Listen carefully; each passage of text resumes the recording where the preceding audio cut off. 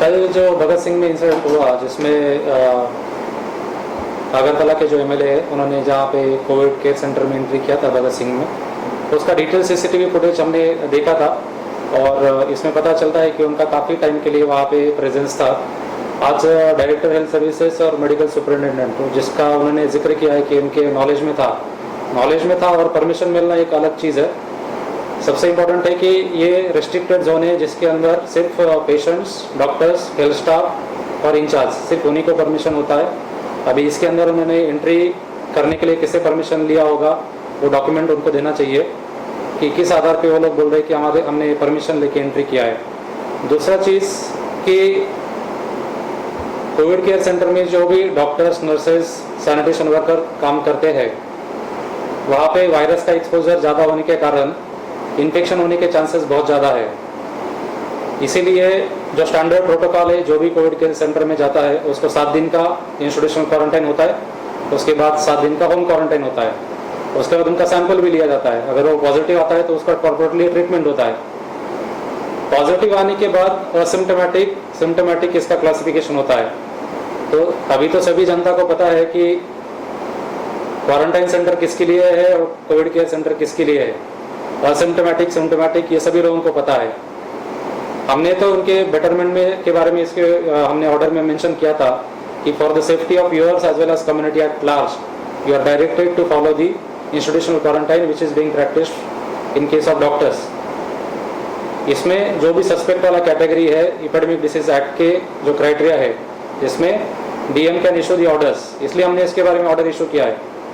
इसका ऑब्जेक्टिव है कि उनको अगर इन्फेक्शन होता है क्योंकि उनका 1 घंटे से ज़्यादा उसके अंदर प्रेजेंस है, क्योंकि पीपीई किट भी अगर पहना है वो तो पीपीई किट पहनने के बाद अगर उसको प्रॉपरली उसको उतारा नहीं गया है, मैक्सिमम जो इन्फेक्शन ऑकर होता है पीपीई किट पहनने के बाद भी अगर पीपीई किट प्रॉपरली उसको उतारा नहीं गया है तो उसके अंदर इन्फेक्शन होने का चांसेस बहुत ज़्यादा है। अभी ये तो कोई डॉक्टर नहीं है, एक्सपर्ट नहीं है, इसलिए एमएलए साहब यहाँ पर जो चले गए इसलिए हमने उनको इस केस में एडवाइस किया कि आप क्वारंटाइन फॉलो कीजिए। आरएसटीआई में कोई भी पॉजिटिव केस नहीं है। यहाँ पे आरएसटीआई में जो डिस्चार्ज वाले नेगेटिव केसेस है 6 नेगेटिव केसेस और बांग्लादेश से आए कुछ क्वारंटाइन केसेस उनको हमने वहाँ पे रखा है।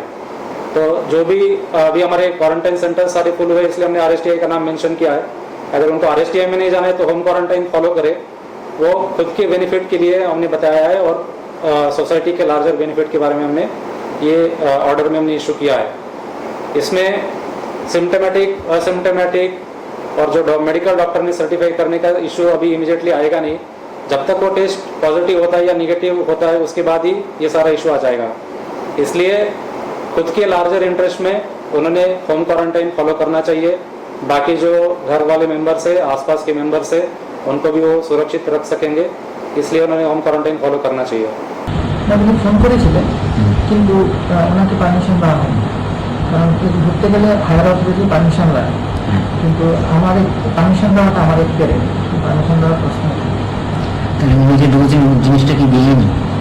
না, উনি যে ঢুকেছেন সেটা উপরে মহলে জানিয়ে দেওয়া হয়েছে, ওনাকে ঢুকতে মানা করা হয়েছে। হ্যাঁ, তো এখন আমরা সেটা জানি অফিসিয়ালি জানিয়ে দেবো।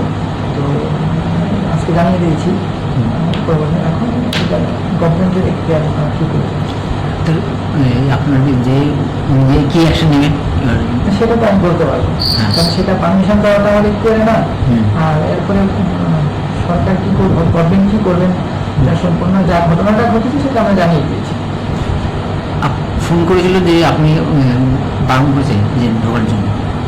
হ্যাঁ, আমরা ওনাকে ঢুকতে দেওয়ার জন্য ওনাকে না করা হয়েছে, ওনাকে যেন ঢুকতে দেওয়া না হয় সেজন্য না করা হয়েছে। Should be clinically assigned as a very mild, pre-symptomatic, asymptomatic case by treating medical officer. তো আমার তো পরীক্ষাই করা হলো না, পরীক্ষা না করে আমাকে আপনারা বলছেন ইনস্টিটিউশনাল কোয়ারেন্টাইন।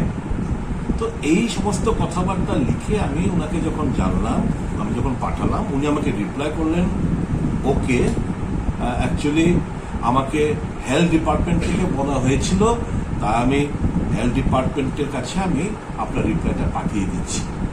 আমি বুঝিয়ে নিয়েছি যে রাত্রিবেলা আনুমানিক 10টা নাগাদ ডিএমকে থেকে এরকম একটা ইলিগেল নোটিশ কার ইনস্ট্রাকশন হতে পারে এটা আমার এবং রাজ্যবাসীর বোঝার আর বাকি থাকে না। তো আমাকে ওখানে আমি বললাম যে আমি তো পজিটিভ না, আমি তো এসিমটোমেটিক না, আমি তো সিমটোমেটিক না, তো আমার টেস্টিংও হলো না, তুমি যে আমাকে ওখানে ইনস্টিটিউশনাল কোয়ারেন্টাইনে পাঠাচ্ছ ওখানে তো পজিটিভ কেস রয়েছে, তো আমাকে তোমরা পজিটিভের সঙ্গে রেখে আমাকে পজিটিভ করতে চাইছো, আমার লাইফকে এন্ডেঞ্জার করতে চাইছো, আমি পৃথিবীর বুক থেকে চলে যাই হয়তো বা কেউ কাম্য করে, কিন্তু রাজ্যবাসীর আশীর্বাদে এত সহজ হবে না। তো ডিএম সাহেব আন্ডার ডিউরেস আন্ডার প্রেশার এই কাজটা করতে বাধ্য হয়েছে, আমি বুঝি, আমার ওনার ব্যাপারে কিছু বলার নেই। ঠিক তেমনি কালকে রাত্রিবেলা আনুমানিক 10টা, 10:30, 11টা নাগাদ একটা কেসও রুজু হয়েছে এনসিসি থানার মধ্যে, জোর করে কাদেরকে দিয়ে, পুলিশ অফিসারের সঙ্গে আমার কথাবার্তা হয়েছে, এরা খুব দুঃখ প্রকাশ করছিল, যারাই এই সমস্ত প্রেশার ক্রিয়েট করে ক্ষমতার অপব্যবহার করতে চাইছে, নিজেকে জাহির করতে চাইছে, ভবিষ্যতে টের পাবেন কত দানে কত চাপ।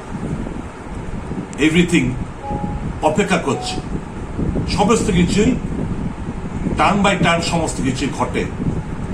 পৃথিবীটা গোল, they will be paid back in the same coin, এটুকু আমার বলার।